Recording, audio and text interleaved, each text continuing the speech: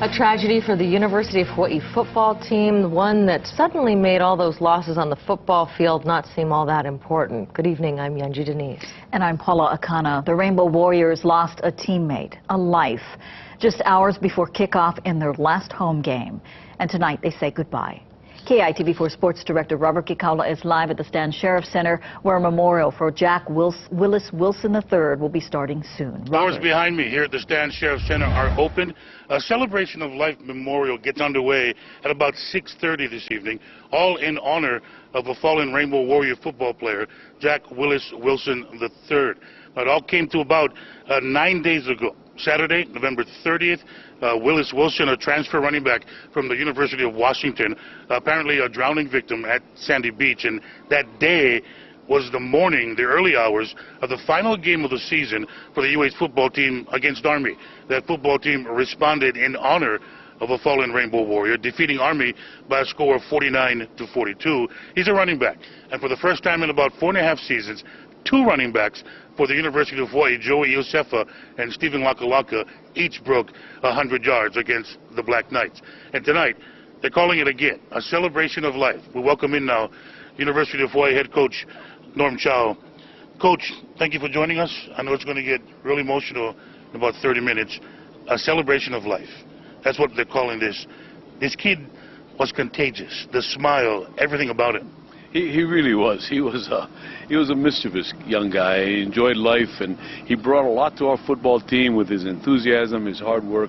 You know, he never really got a chance to play, especially when Joey got healthy, but he'll be remembered for a long time just because of what he brought to this football team. Now, he brought everyday energy, everyday zest for life type energy on the football field, the dance moves. Prior to the Army game, there was a moment of silence where he got real quiet.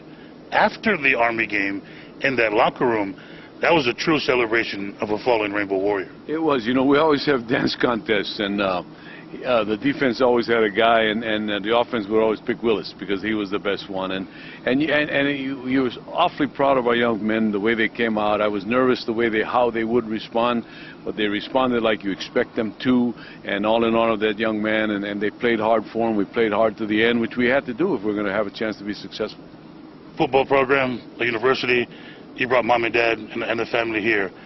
It's almost like it's proof that even though their son was far away from home, he wasn't alone. He had a family here, and his family was a football team.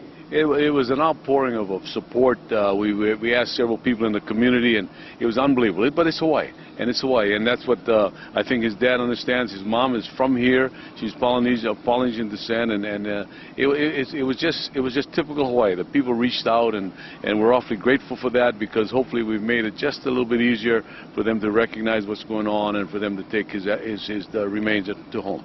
Coach, I know you got to go welcome mom and dad. Thank you for joining us. Well, thank you. On top of the hour here. Tonight's celebration gets off at 6:30. It is open to the public, and most of the football team will be here. In fact, most of them have already arrived. I'm Robert Kikawa, live from the University of Hawaii.